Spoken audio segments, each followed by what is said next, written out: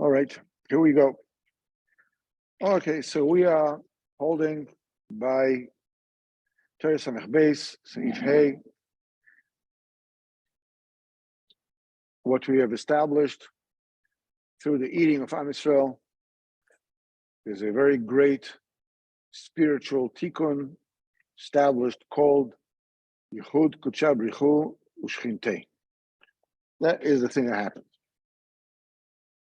In order to do this, you have to reach a level of perfect emunah. We said that the way that you perfect emunah is when you bringing people who are far, you're makarev them. So the Rebbe explained that the way this is done is inside the dibur. Because Baruch Hu created the world with the dibur, and the dibur has holy sparks in it, which fell into the klippos. So the first thing you need to do, you need to elevate the sparks of kedusha of the dibur, and the Rebbe said the main tikkun of the dibur is through tainus. It's very appropriate now, the 9 days, talking about tainus. Rebbe explains the kedusha, any kind of madrega, we spoke about it before, any level of kedusha, any sphera, chesed, gvura, tiferes, netzach, or whatever, they all have, you can sit over here, there's a barrier. I have the phone recording here. Yeah. No, it doesn't bother me, you're sitting there, but it bother you. So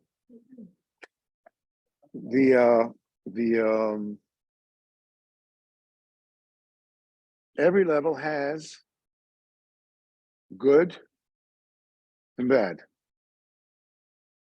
The midah of chesed, when it's good, you do good with people. You do chesed with people, right?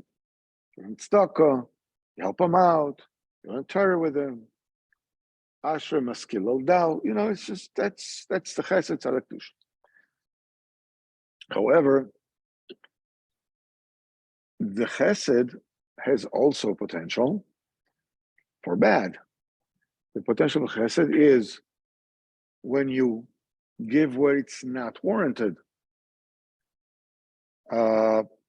Usually it means gamma bris. You give love when it's not appropriate. Love, L-O-V, when it's not appropriate. No? That's chesed, giving in the wrong places. Put in the wrong place, that's gam of the chesed. It's the bad side of the chesed. Same thing applies for gvura. When it's the side of kedusha, you care. Like Pinchas ben Elazar. It's not that you're being a zealot. It's not that by nature you just want to force everybody to your opinion. That's not the real gvura. That's madness. That's chaos.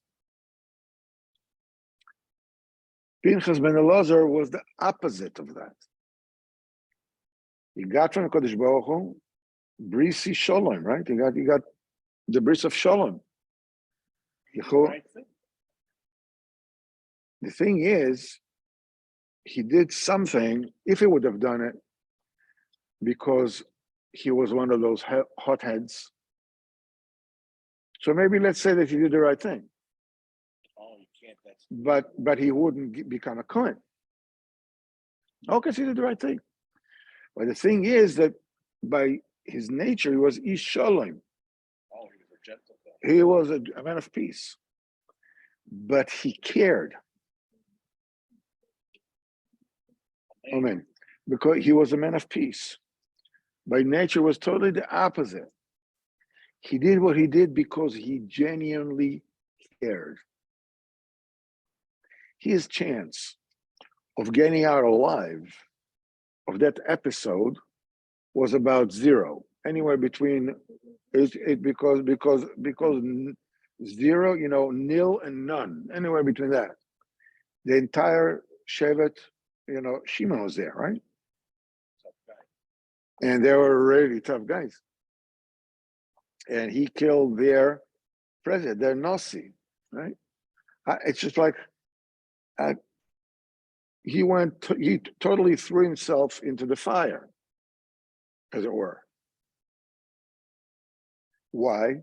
Because he cared. That's media of Gvura when it's the Kedusha.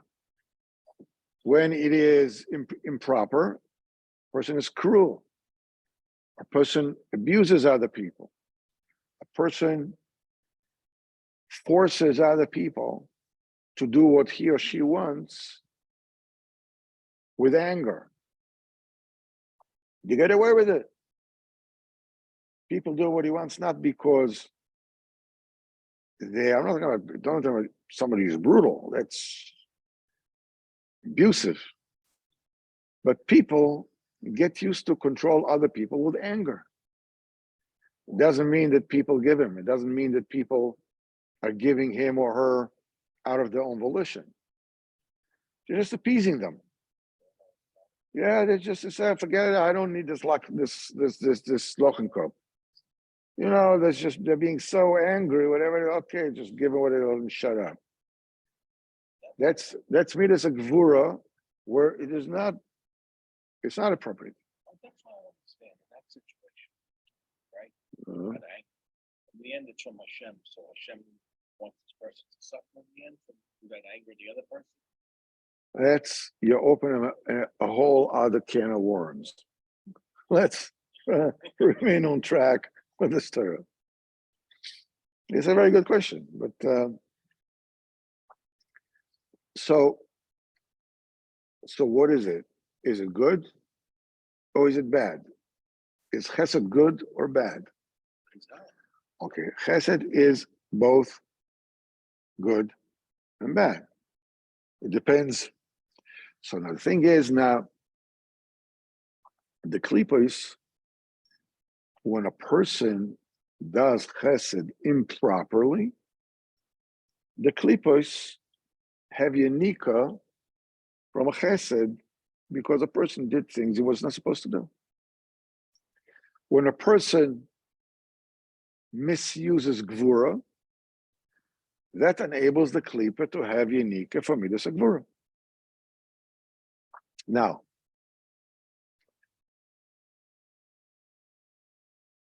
what does it do? The kedusha has two sides. It has the front, where the chesed the kedusha, so the light is bright and it's clear, and it has side from the back, where it is subdued, where it is dimmed down. It's like when you see a person, when you see him from the back, sometimes you don't even recognize him. But even if you do recognize who this is, you don't know how is he.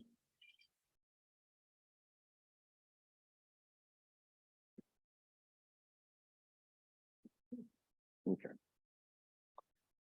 You don't know how that person is. But, so this is from the Moharan, this is from the back, when you see a person from the back. But when you see a person from the front, you can pretty much tell not only who it is, but how's this person doing? Is he happy? Is he sad? Because you can see his face. So the face is where things are clear, where things are more open. The back is, most of that person is hidden, but there's some telltale signs. You stall this person. In a certain way. He's walking. Whatever you can. Maybe you can recognize him. Now, the thing is that the klipot have their ability to interface with the kedusha. Is only the klipos are like in a bind, in a quandary. Mitzad echad, their existence is hiding the mitzvahs of Kadosh Baruch Hu. That's what the klipa is about. On the other hand, the whole life, the battery of the klipa is the light of Hashem, is Kedusha itself. So how does it work? On one side, if there's too much light, hey, Baruch haba. So on one side, we're wrong. Yes. Yeah. My telephone is here recording, so I so on one side, they need the light of Hashem. Because otherwise nothing without the light of Hashem has any chance, any possibility of existing. There's no other source of life except from the Kedusha. On the other hand, they cannot receive from the Kedusha directly because they will disappear. The whole existence is hiding the light of Hashem. So, damned if they do, damned if they don't. Literally. Okay. So, how do they get their life force? The answer is they leach into something that there is a light of Hashem there, but it's dimmed down. The light is not too much. There's a certain aspect of darkness to it. That's what it means, that the klipos are leeching off life from the pchina of achoraim, from the back. So the back is hidden, it's dimmed down. The face is when the light is full force. The rheostat, is all the way on, blazing light. From the face of the kedusha, they cannot leach because they'll burn. The klipos are like moths with an incandescent lamp or flame. On one hand, moths are attracted to light. What happens when you get too close to the light? They burn up. So the klipos, they can leach off the kedusha if they come from the back, because the kedusha is wearing sunglasses. That's pchinas achoraim. It's the back. From the front, they can't, because the light is too strong. But they wish they could, because that's when you really get the sushi. This is when you get, the good stuff from the panim kedusha. But they can't,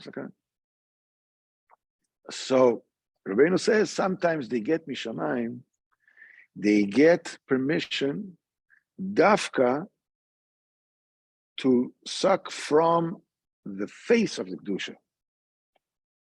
But this is done in order to finish them off. In other words, you open up the door in the lantern where the flame is. Here, moth, come in. Here's the door. Step right in. Welcome. So Rabbeinu explains, what are the klipos? He says, Rabbeinu says excess is not necessary. It's superfluous for the body. The body does not need excess. The taivas are excess, are superfluous. It's not needed. You need to eat, you need to procreate, you need to drink, everything you need to clothe, you need to live somewhere, whatever it is. But once you have that, you need to eat, but it doesn't have to be, filet mignon, or steak or whatever. You need to drink, but it doesn't have to be, Johnny Walker Blue Label, right? You need everything, but you just need for the existence of the body. The body does not need the lusts, the taivas. The taivas are superfluous. They're optional.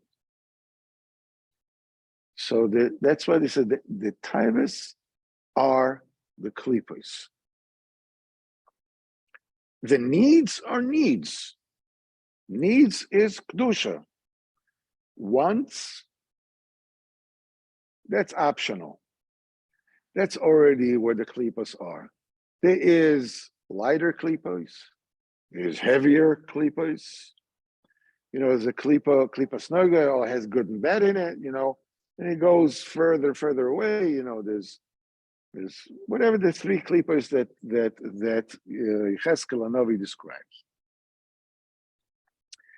Now Rabbeinu says, really, there is a root, a certain two taivas,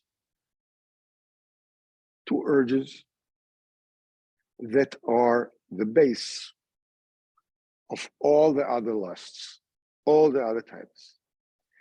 Rabbeinu says that taivas achila and taivas shtia. Shtia, drinking. And shtia, yeah, eating and drinking. You can say, they're both one, but nevertheless, these are the two head taivas. When a person is fasting, when a person doesn't eat and doesn't drink, he doesn't want anything else. Well, leave me alone. It's like, I want to go to the movies, leave me alone, give me a sandwich. Now I'm thirsty. How about we go, well, go, I need to drink. In other words, when a person has plenty to eat, has plenty to drink, now let's talk about, maybe go to a ball game, maybe go to this, maybe go to a movie, whatever. If achila and shtia are not satisfied, all the other taivas are nullified.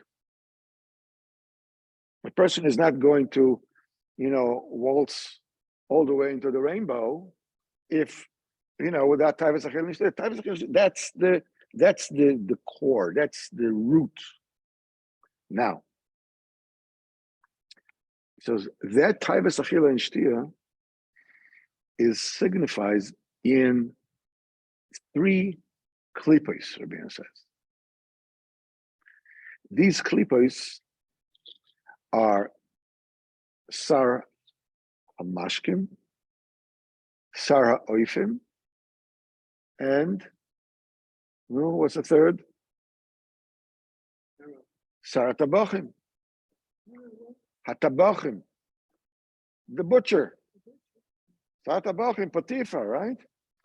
So you have the master of libations, you have the master of confection, of bakery, right? And you have the master that slaughters the animal. So it says in human body, those three klipos are represented in the neck of the person, mamish close to the head. One of them is the windpipe. The other one is the food pipe. And the third are the vridin. This is the veins, the blood vessels that are on both sides of the veshet and the kone, and they bring the blood to and from the brain. Okay? Now, the veshet, which is the food pipe, obviously represents the klipa of Sarah Oifim. Bread is the main foodstuff of a person, right? on the other hand, the kone, the windpipe, represents the saramashkim. Why dafka saramashkim? What's got to do with the windpipe? Because the lungs, in order to work, in order to produce speech, they need to be damp. They need wetness. Gesundheit. Because the function of the lung is to cool off the heart, to cool off the body. It needs to be damp. It needs to be wet. Without it, it's not going to work. So, Mimela, the windpipe represents the klipa of Saramashkin. Now, when the eating is proper and the drinking is proper, in other words, the breathing is proper, that enables the blood in the breathing to flow, in the veins to flow, in the veins of the back, which bring the blood to the brain. This is the breathing represents the Saratabochim, the third klipa, the butcher, the master of the minister of butchery, blood, the veins, butchery, you cut the neck of the behemoth, what comes out? Blood. So the veins are representing the Sar Hatabochim. Now, these three klipos are actually three klipos that come from one major klipa, which is paroi. This is Saramashkim, Saraoifim, Saratabochim are all servants of paroi. We're saying, what does paroi do here? Obviously, these are all Mishalim, right? These are all parables. Now, paroi, we know, al pipshat, paroi is the king of Egypt. Sarah Oifim, Sarah Mashkim, Sarah Tabochim, these are all, officials, high officials in the Egyptian kingdom. Their king is paroi. But al piremes, in al pisod, paroi means more than just a specific kind of king. Paroi is Lashon Kodesh, also means to expose. Expose. When a soita is being brought to the Beis Hamikdash to drink the mei soita, the kohen is supposed to expose her hair. What is it? What is it called? It says ufora hakohen es roisha. He exposes her hair. The word that the Torah uses is priya. We also know the same thing applies in Mila, right? To actually open up and to expose, that which needs to be exposed for Mila, we have to do priya, right? Is a shorish of pora, of paroi. Rabbeinu says, what is in the front of the person is the panim, right? It's the face. What is in the other side? It's ha'oirif. Oirif is the back of the neck, the back of the head. It's called oirif. Paroi is exactly the same letters of ha'oirif, the back. The shorish that the klipas can suck from the kedusha is from the back, is from the oirif, is from paroi. The mashal for oirif is paroi. That's the king. That's the one that gives life to all the other types. the actual klipos that comes from it, Sarah Mashkim, Sarah Oifim, Sarah Tabachim, the types of Achila and Shtir, which enable the bloods to flow. That's the health of a person. Right? That's the health of a person when the blood flows. Person needs to eat, needs to drink. When he eats and he drinks, the blood flow healthily. Then the person is typhus. So if a person is anemic, what does it mean anemic? I can't move. Yeah, let's go to the movies. Let's go dancing. I'm anemic. I can't go. There's no blood. The blood is not. There's no flow. The blood is not healthy. When you eat and you drink, and the blood flows. Whatever it is. All right, now let's go dancing. Let's go paint the town red, right? It all comes from the Eiref. The Klipos can only suck from the Kedusha when they come from the behind, from the Eiref. The Taivas Achila Veshtia, which are represented by the three Klipos, can only interface, can only suck, can only leach from the Kedusha through the Eiref, through Parai, through the back. Okay. So they say, okay, how do you block it?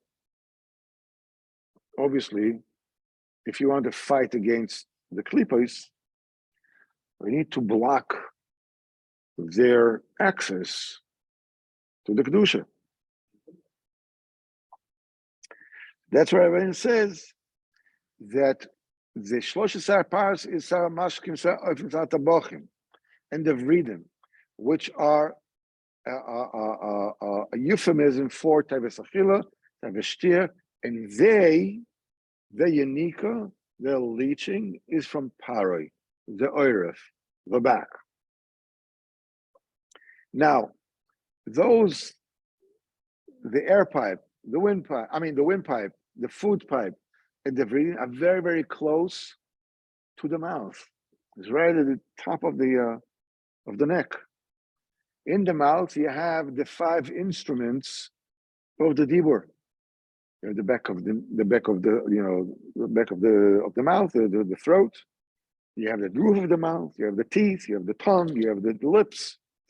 The dibur, kleya dibur, the tools of dibur, the instruments of dibur, are right close to food pipe, the air pipe, and the breathing. From the back of the dibur, acharat vorim, after the dibur, this is where the klipos get their yanika, their leaching. What it actually means is, al pipshat, when the dibur of a person is improper. When a person speaks lashon hara, chas v'chalil, when a person speaks rechilas, when a person causes tsar with his dibur, it's called oinas dvarim. Then the klipa says, yeah, it's lunchtime. Because the dibur is where the nefesh comes out. That's where the life force comes out. Nafshi yotza, my nefesh, when it comes out, bedabroi, when you speak. Via odom lenefesh chayo, and the man became a living spirit, says Bereshis. Unkelus says, ruach memalalo, a talking spirit. Only a man can talk. The nefesh of a person, which is the life of a person, comes out in the dibur. If the dibur has leakage, has holes in it, has gamma dibur, the klipos are having a feast. You can see all kind of kilkulim.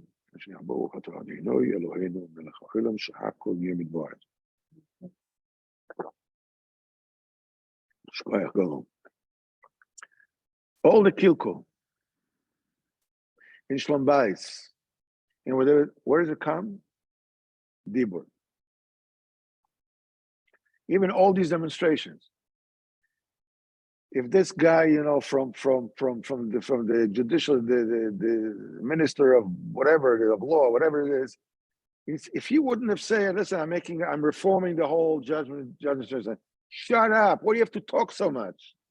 Make one law, pass it, another law, pass it, another. Why talk? Why? Everybody who's married, anybody who's married knows. You talk too much, there's going to be blood. You talk too much, and a person will never ever be regretful, will never regret something that he didn't say. They didn't say. Can't just talk too much to like, makes it against you. That's the way it works. Whatever it is, you have Sarah Maskin, you have Sarah Oifim, Sarah Tabocha, where they're very close to the Dibur, right next to the Dibur. If the Dibur is clean, they cannot leach from it. The minute there's a problem with the Dibur, your wife is saying something, and you have a comeback. You have a comeback from the movies. Forget about it. I mean, you're just gonna say one thing, and that one thing is gonna go like an arrow through all her shields, through the, whatever, it goes straight to the heart. And the minute the words come out of your mouth, I'm gonna pay for it. And man, are you gonna pay for it? Man, are you ever gonna pay for it? Oh man. You have to tell you, you're this, you're that. Yeah, and you're fat. Oh, fine. Forget it. That's it. Because a woman never forgets. Ever. Like what? Women never forget. Right behind the dvarim, right behind the speech, lays the three taivas. The root of all the taivas, the root of all trouble, is achar dvarim. The achar dvarim, behind the dvarim, in the back. Oirif, paroi. He's just waiting. Just waiting. Rabbeinu speaks about it. We have to continue about it, next week. But Rabbeinu speaks about this is enough. When Sarah is the Malchus, right? Malchus is Dibur. They went down to Egypt, as we will learn. So Vairota, she's been seen by Sarai Paroi, the ministers of Paroi. Who are they? Sarah Mashkin, Sarah Oifim, Sarah Tabachin. Yeah, little tell Paroi. So listen, there's a beautiful Dibur. Let's grab it to us. We will explain it next week. This is in order to actually block off Paroi. This is what happened with Sarah, right? Rat Hashem, we'll talk more about it next week. But Baruch Hashem, we've actually have gone today through a quite complicated and subtle limud.